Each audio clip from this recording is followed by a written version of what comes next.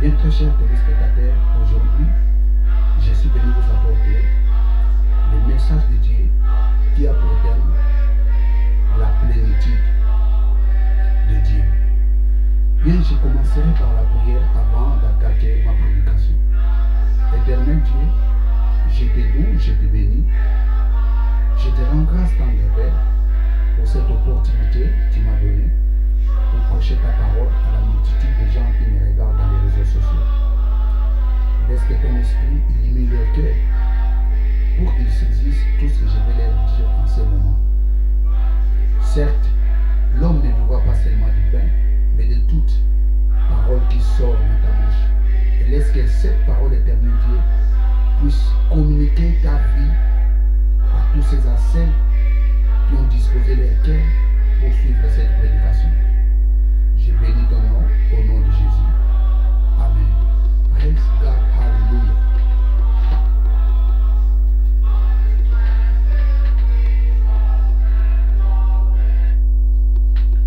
Bien, très chers téléspectateurs, comme je vous ai dit, le thème de ma prédication est intitulé La plénitude de Dieu. Alors, c'est quoi la plénitude de Dieu? La plénitude d'abord, c'est quoi? La plénitude, c'est l'état de ce qui est complet. La plénitude, c'est l'état de ce qui est ni point, ni moins, et ni plus. Je reprends. La plénitude, c'est l'état de ce qui est complet. La plénitude, c'est l'état de ce qui est ni plus et ni moins. Alors, la Bible nous dit, dans le livre de Colossiens, nous allons lire ça, Colossiens chapitre 2, verset 9, nous allons lire ça.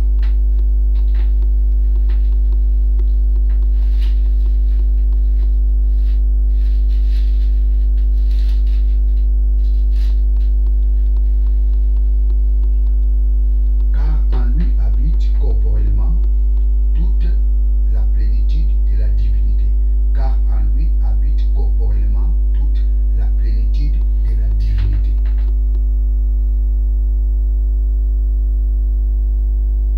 Car en lui habite corporellement toute la plénitude de la divinité. Et n'oubliez pas, le thème de ma prédication est la plénitude de Dieu. Vous savez, très chers téléspectateurs, Jésus, quand il était sur terre, il était la présence parfaite de Dieu.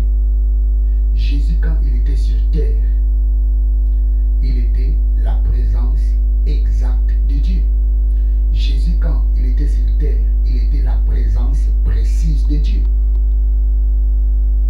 La Bible nous dit, car en lui habite corporellement toute la plénitude de la divinité. Donc Jésus, quand il était sur terre, il était la présence de Dieu. Jésus, quand il était sur terre, il était l'expression visible de Dieu. Vous savez, le mot pléroma signifie complet, pléroma signifie exact. Jésus était l'expression exacte, complète, précise de Dieu. Vous savez, plusieurs personnes disent que Jésus était un prophète. Il y a d'autres personnes qui disent que Jésus-Christ était un grand maître spirituel. Mais moi je vous dis non. Jésus-Christ était plus qu'un prophète. Jésus-Christ n'était pas un grand maître spirituel. Jésus-Christ était plus qu'un grand maître spirituel.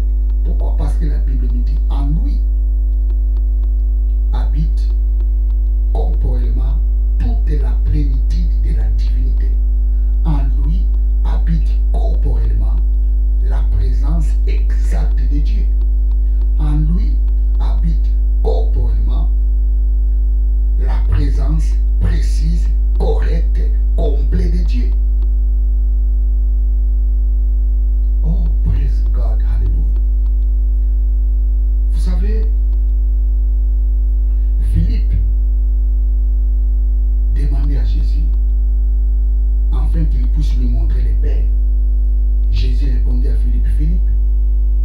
longtemps que je suis avec vous, tu ne m'as jamais connu. Celui qui m'a vu a vu le Père. Jésus s'est identifié à l'égalité avec Dieu. Jésus a montré à Philippe, il n'y a pas de différence entre lui et Dieu. Nous allons lire ça. Jean chapitre 14, verset 9.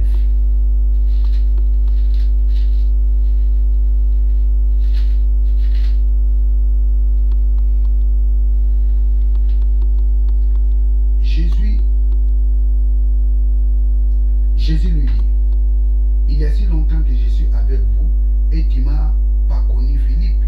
Celui qui m'a vu a vu le Père. Comment dis-tu, montre-nous le Père? Jésus a montré à Philippe qu'entre lui et le Père, il n'y a pas la différence. Donc celui qui l'a vu a vu le Père. Jésus était la présence complète de Dieu. Jésus n'était pas la personne de Dieu en miniature. Non. Jésus était la personne complète de Dieu. Jésus était la personne incarnée de Dieu.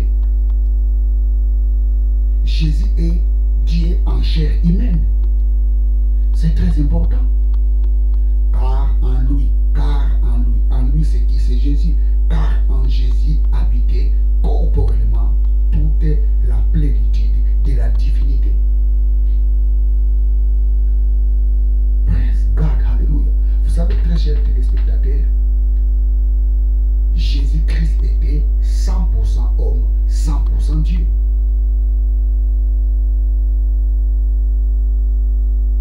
Jésus-Christ sur terre, il était 100% homme, 100% Dieu. Et c'est par ici où les gens n'arrivent pas à comprendre. Qu'est-ce que signifie 100% homme, 100% Dieu? Oui, Jésus-Christ avait double nature. Et cette double nature n'était pas un mélange. C'était les deux natures séparées qui étaient dans un seul homme. Il était 100% homme, 100% Dieu. Pas un mélange. Ce n'est pas 50% homme, 50% Dieu. Non, il était 100% homme, 100% Dieu. Écoutez, très chers téléspectateurs. Jésus, avant d'entrer dans le ventre de sa mère Marie, ou Jésus, avant d'entrer dans le ventre de Marie, parce que Marie était devenue sa mère quand il était entré dans le ventre, dans son ventre.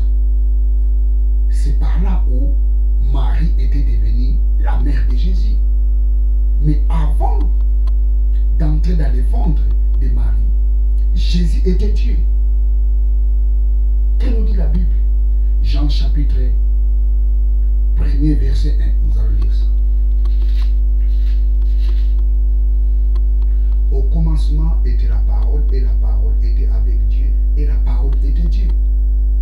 Au commencement était la parole, et la parole était avec Dieu, et la parole était Dieu. Au commencement, Marie n'était pas encore créée. Au commencement, Marie n'était pas encore née. Mais moi qui vous parle, au commencement, je n'existais pas. Mais au commencement, la parole était avec Dieu. Et cette parole qui était avec Dieu était Dieu. Praise God. Au commencement, la parole était Dieu.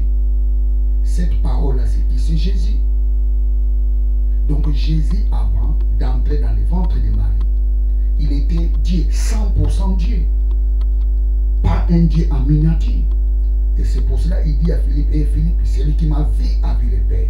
Pourquoi? Parce qu'il n'y avait pas la différence, ou il n'y a pas la différence entre Jésus et le Père. Le Père est Dieu.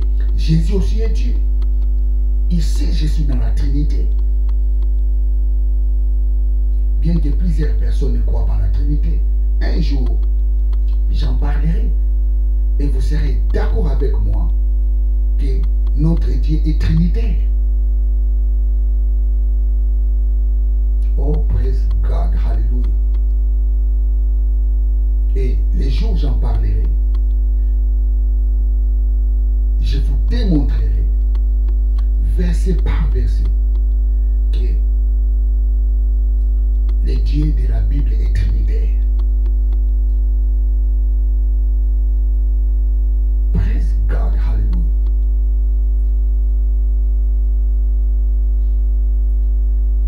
Jésus dit à Philippe, et Philippe, celui qui m'a vu a vu le Père. Donc, ne t'inquiète pas de chercher le Père, parce que moi, je suis la personne vivante du Père. Je suis l'expression vivante du Père. Il n'y a pas la différence entre moi et le Père. Jésus, avant d'entrer dans le ventre de Marie, il était 100% Dieu. Pas 50%, 100% Dieu. Et quand il est entré dans le ventre de Marie, c'est par là Dieu lui a donné un corps. Je reprends. Quand il est entré dans le ventre de Marie, c'est par là Dieu lui a donné un corps. Il est devenu 100% homme. Avant d'entrer dans le ventre de Marie, il était 100% Dieu. Quand il est entré dans le ventre de Marie, il est devenu 100% homme. De nature, 100% Dieu, 100% homme. Nous allons lire Jean chapitre 1er, verset 14.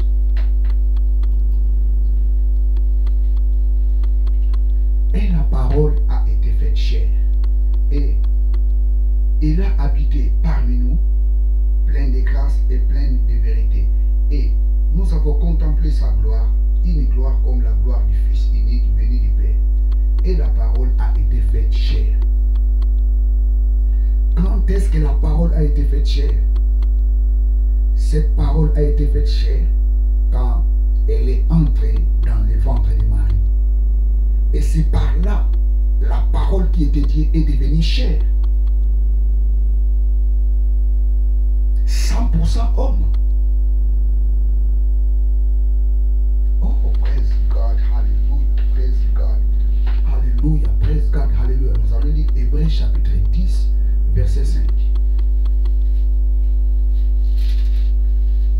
Hébreux 10, verset 5.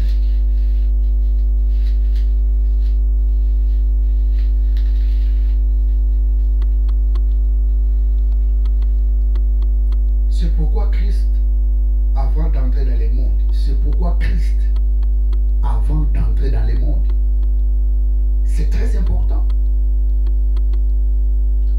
C'est pourquoi Christ, avant d'entrer dans le monde, donc avant d'entrer dans le monde, il était au ciel, auprès du Père.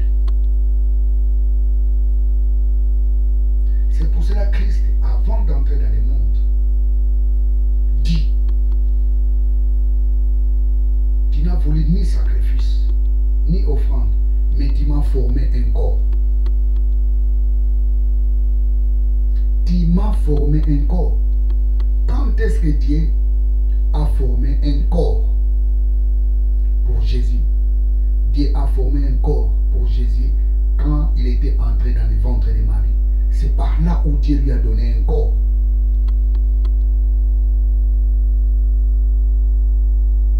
Et dans le ventre de Marie, Jésus était devenu 100% homme.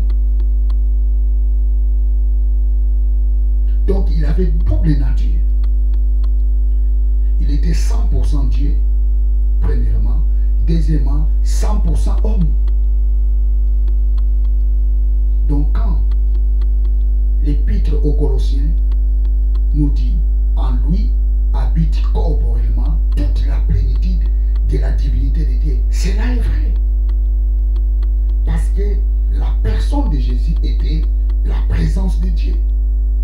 Il était la présence de Dieu en chair humaine. C'est lui le Dieu incarné. Oh, praise God, hallelujah. Écoutez, Marie est la mère de Jésus. Pourquoi? Parce que Dieu lui a donné le corps dans le ventre de Marie. Et c'est pour cela Marie est sa mère. Marie est la mère de Dieu incarné. C'est très important. Et la personne de Marie est une personne très importante. Et cela ne dit pas que nous devons l'adorer. Non. Marie a eu une grâce. Marie était une personne comme nous autres. Il avait les péchés comme nous autres. Mais elle a eu une grâce. Et c'est elle, la mère de Dieu incarné. La mère de l'homme Jésus. Praise God, hallelujah. En lui habite corporellement toute la plénitude de la divinité. Oh, praise God, hallelujah, praise God, hallelujah, praise God, hallelujah, praise God. Et quelqu'un me dira, mais pasteur, qu'est-ce que tu dis?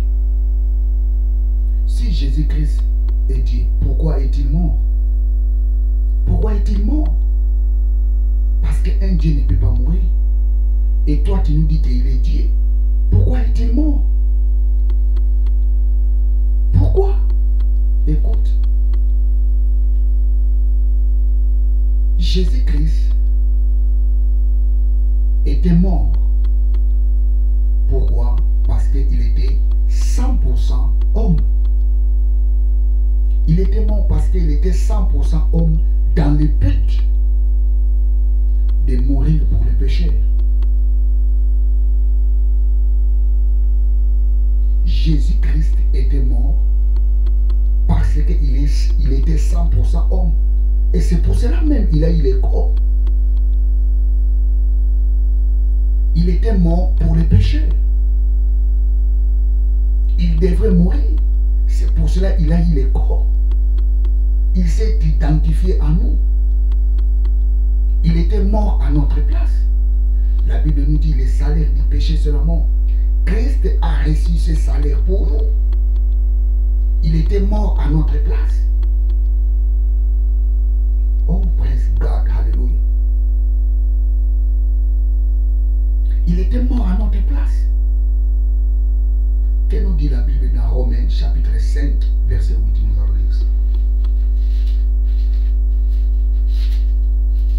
Romains chapitre 5, verset 8. Mais Dieu prouve son amour envers nous, en ce que lorsque nous étions encore des pécheurs, Christ était mort pour nous. Lorsque nous étions encore des pécheurs, Christ était mort pour nous.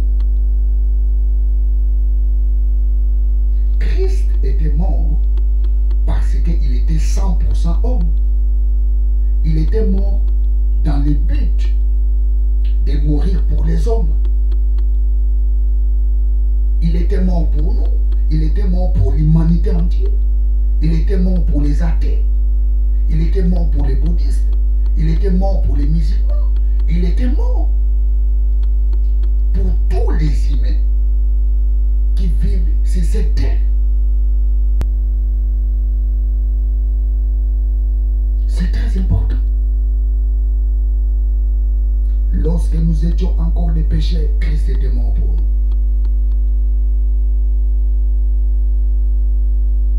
Ça, c'est la première nature de Christ. Christ était mort pour les pécheurs.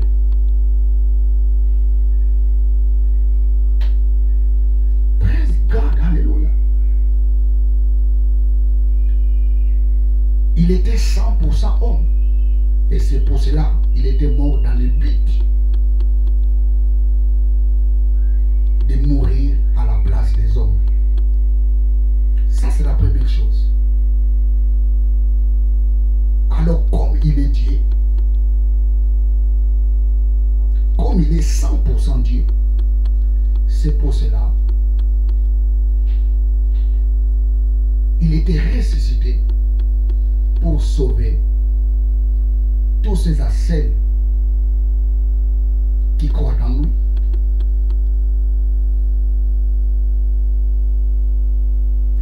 très important. Il était 100% homme. C'est pour cela qu'il était mort à la place des hommes. Il est 100% Dieu. C'est pour cela qu'il était ressuscité pour sauver tous ces ascètes qui croiront en lui. Que nous dit la Bible? Dans Romains chapitre 10, verset 9. Si tu confesses de ta bouche le Seigneur Jésus, si tu crois dans ton cœur que Dieu l'a ressuscité des morts, tu seras sauvé. Nous ne sommes pas sauvés sur la croix, mais nous sommes sauvés par la résurrection. Sur la croix, il n'y a pas de salut. Quand il était mort sur la croix, nous sommes morts avec lui. Quand il était ressuscité, et nous sommes ressuscités ensemble avec lui. Pourquoi? Parce que nous avons cru en lui. Et tous ces ascètes qui n'ont pas encore accepté Jésus-Christ comme Seigneur et Sauveur, ils sont encore morts. Les jours où il acceptera Jésus-Christ comme Seigneur et Sauveur, et c'est par là ils seront ressuscités. Et ici, je parle sur les points spirituels. Ici, je parle dans les cadres spirituels. Jésus-Christ est mort pour tous les péchés. Et quand il était ressuscité, tous ces ascètes qui ont cru en lui ont ressuscité ensemble avec lui. Et tous ces ascètes qui n'ont pas encore accepté Jésus-Christ comme Seigneur et Sauveur, jusqu'aujourd'hui, ils sont morts. Ils seront ressuscités les jours où ils accepteront Jésus-Christ comme Seigneur et Sauveur. Ça, c'est la résurrection spirituelle. Un jour, par la grâce de Dieu, je parlerai sur les sortes de résurrections qui se trouvent dans la Bible. Dans la Bible, nous avons des résurrections temporaires et nous avons des résurrections permanentes. Et un jour, je parlerai sur ça. Praise God, hallelujah. En lui habite toute la plénitude de la divinité. Jésus-Christ était 100% homme, 100% Dieu. Il était 100% Dieu. Pourquoi? Parce qu'avant d'entrer dans le ventre de Marie, il était Dieu. Au commencement était la parole était avec Dieu, et la parole était Dieu. Et quand il est entré dans le ventre de Marie, Dieu lui a donné un corps. C'est par là il était devenu 100% homme. Et il avait ces deux natures. Pourquoi il était mort? Il était mort parce qu'il était 100% homme dans le but de mourir à la place des hommes. Et comme il est Dieu, c'est pour cela qu'il a ressuscité. Pour donner la vie, pour sauver tous ces ascètes qui croiront en lui. Praise God, hallelujah. La plénitude de Dieu. Vous savez, très chers téléspectateurs, Jésus-Christ, quand il était ressuscité, la Bible nous dit, Dieu lui a donné un nom qui est au-dessus de tous les noms. Et en ce nom, tous genoux fléchissent et toutes les langues confessent Jésus-Christ est Seigneur. Praise God, hallelujah. Dieu a élevé Jésus au-dessus de toutes choses. En lui habite toute la plénitude de la divinité de Dieu. Et aujourd'hui, la plénitude de la divinité de Dieu se trouve à l'Église. C'est très important. L'Église l'Église représente Dieu sur terre.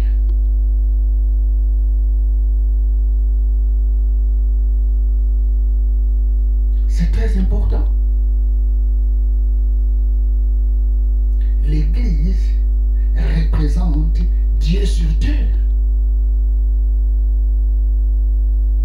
C'est l'Église qui montre aux gens les vrais chemins.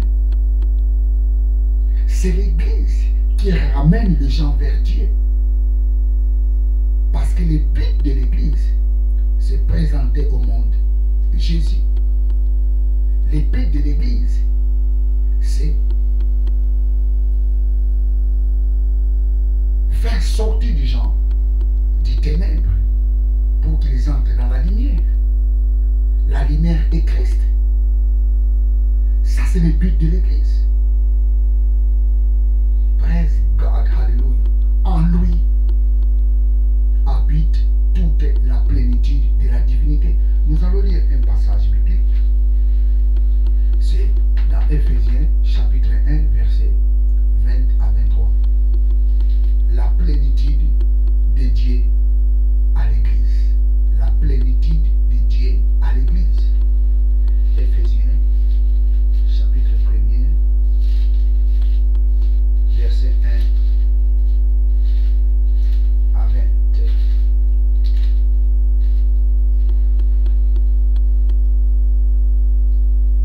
Il a déployé en Christ, en les résistant des morts et en les faisant asseoir à sa droite dans les lieux célestes, au-dessus de toute domination, de toute autorité, de toute puissance, de toute dignité et de tout nom qui peut se nommer non seulement dans les siècles présents, mais dans les siècles à venir.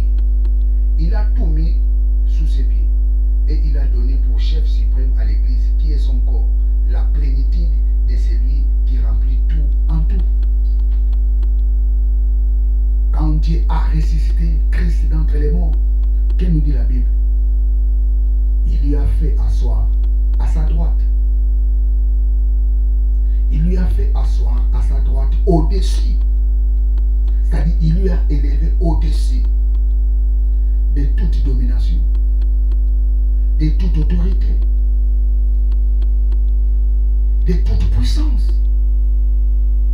Il a élevé Jésus au-dessus de tout. Il a élevé Jésus au-dessus de tout nom qui peut se nommer dans ces siècles et dans les siècles à venir. Quel est le nom qui règne dans ces siècles présents? Nous avons coronavirus. C'est le nom qui fait trembler les gens aujourd'hui. Et quand les gens écoutent coronavirus, la terreur entre dans la vie des gens. Et j'ai appris que dans un hôpital, les gens ont appris qu'on a ramené quelqu'un qui avait le coronavirus. Les infirmiers, les docteurs ont pris fuite. Les gens ont peur de ce nom coronavirus. Que nous dit la Bible? Dieu a élevé Jésus au-dessus de tout nom qui peut se nommer dans les siècles présents et dans les siècles à venir. Le nom de Jésus est au-dessus des coronavirus. Le nom de Jésus est au-dessus à tout nom. Ce nom est au-dessus de tout nom qui peut se nommer dans les siècles présents et dans les siècles à venir. Même les noms qu'on n'a pas encore entendus. Jésus est au-dessus de tous ces noms. Dieu a élevé Jésus au-dessus de tout son nom, de tous ces noms. C'est ça aussi l'épître aux Philippiens nous parle. Dieu lui a élevé, lui a donné un nom qui est au-dessus de tous les noms. Et en ces noms, tous genoux fléchissent et toute langue confesse. Jésus-Christ est Seigneur. Coronavirus devant les noms de Jésus, il dira Jésus-Christ est Seigneur. Oh, praise God, hallelujah. Il lui a donné un nom qui est au-dessus de tous les noms. Jérémie, l'épître aux Éphésiens, chapitre 20. Éphésiens chapitre 1er, verset 20. Il a déployé en Christ en les ressuscitant des morts et en les faisant asseoir à la droite dans les lieux célestes, au-dessus de toute domination, de toute autorité, de toute puissance, de toute dignité et de tout nom qui peut se nommer dans les siècles présents. Mais encore dans les siècles à venir, Dieu a élevé le nom de Jésus au-dessus de tout nom, au-dessus de tout nom, au-dessus de tout nom. Dans les siècles présents, mais encore dans les siècles à venir. Et le verset 22, il a tout mis sous ses pieds. Les autorités, les dominations, les principautés, les puissances, Dieu a mis toutes ces choses sous les pieds de Jésus. Ça signifie Dieu a élevé Jésus au-dessus de toutes ces choses. Ça signifie Dieu a mis ces choses sous la domination de Jésus. Les principautés, c'est qui? Les autorités, c'est qui? Ce sont des anges déchus.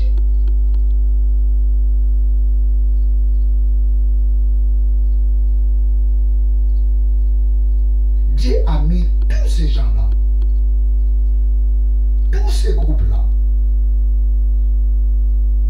qui opèrent dans l'axe du mal. Dieu a mis tous ces gens-là, tous ces esprits-là, du mal, sous la puissance de Jésus. Et je continue le verset 22.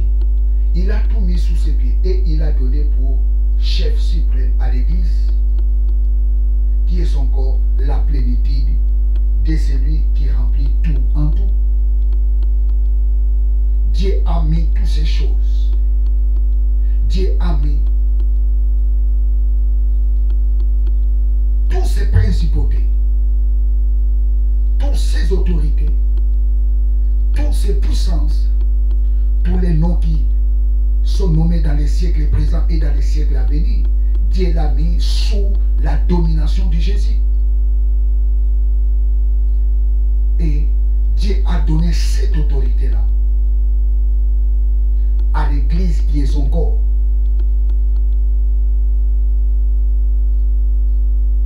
Dieu a donné cette autorité-là à l'Église qui est le corps de Jésus. Oh, praise God, hallelujah. Dieu a mis toutes ces choses à l'Église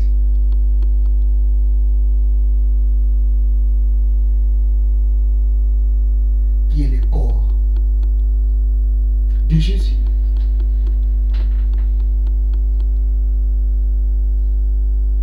La plénitude de Dieu habitait corporellement en lui.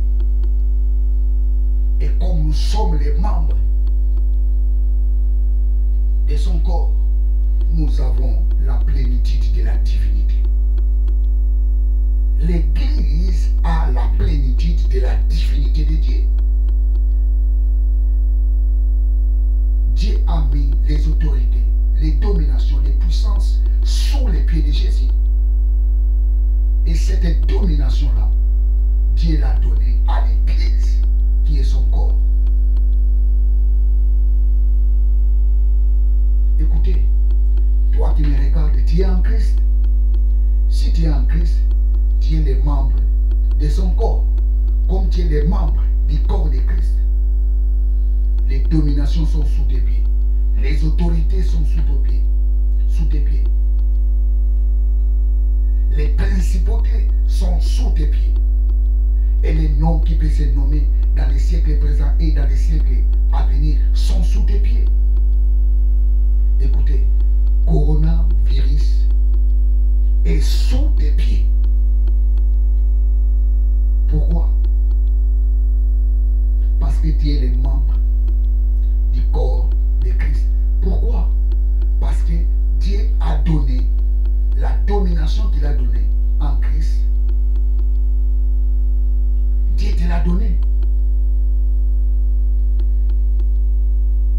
donné cette domination. La domination qu'il a donnée à Christ, il te l'a donnée.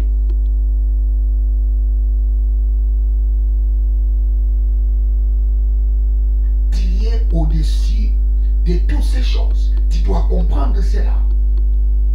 Et si tu ne comprends pas cela, ça ne peut pas fonctionner. Parce que quand tu comprends, et la chose fonctionne. Jérémie, ce passage, il a tout mis sous ses pieds et il a donné pour chef suprême à l'Église, qui est son corps, la plénitude de celui qui remplit tout en tout. 22. Il a tout mis sous ses pieds et il a donné pour chef suprême à l'Église, qui est son corps, la plénitude de celui qui remplit tout en tout. Dieu a donné à l'Église la plénitude qu'il a donnée en Christ. Dieu a donné cette plénitude à l'Église. Dieu a donné cette autorité à l'Église. Qui est à l'Église? C'est toi. L'Église, c'est le corps de Christ. N'est-ce pas, tu es le membre de ce corps? Si tu es le membre de ce corps, tu es au-dessus de la domination. Tu es au-dessus des principautés. Tu es au-dessus des autorités. Tu es au-dessus de tout nom qui peut se nommer dans les siècles présents et dans les siècles à venir. Praise God, hallelujah. Tu dois comprendre cela. Tu dois comprendre cela. Oh, praise God, hallelujah. La Bible nous dit, Dieu l'a souverainement élevé. Quand Dieu a élevé Christ, il t'a aussi élevé. Parce que Christ était mort pour nous. Quand il était mort, c'est nous qui sommes morts avec lui. Quand il était ressuscité, nous sommes ressuscités avec lui. Et quand Dieu l'a élevé, nous sommes élevés avec lui. Dieu l'a fait asseoir à sa droite et nous sommes assis avec lui. Parce que là où il est, là où nous sommes avec lui. Praise God, hallelujah. J'ai dit coronavirus est sous tes pieds. Ne crains pas. Praise God, hallelujah. Tu es un enfant de Dieu, ne crains pas. Oh, praise God, hallelujah. Lève ta tête. Parce que tu es un enfant de très haut. Lève ta tête. Parce que tu es un petit Dieu. Lève ta tête. Praise God, hallelujah. Bien, très chers téléspectateurs, je suis à la fin de ma prédication. Bien, vous étiez avec le pasteur Jimmy Senga. Abonnez-vous massivement dans cette chaîne de télévision. Abonnez-vous massivement. Très chers téléspectateurs, je crois fermement, vous ne serez jamais déçus quand vous suivez nos prédications. Partagez ces vidéos aux membres de vos familles, à vos amis. Partagez ces vidéos. Que Dieu vous bénisse.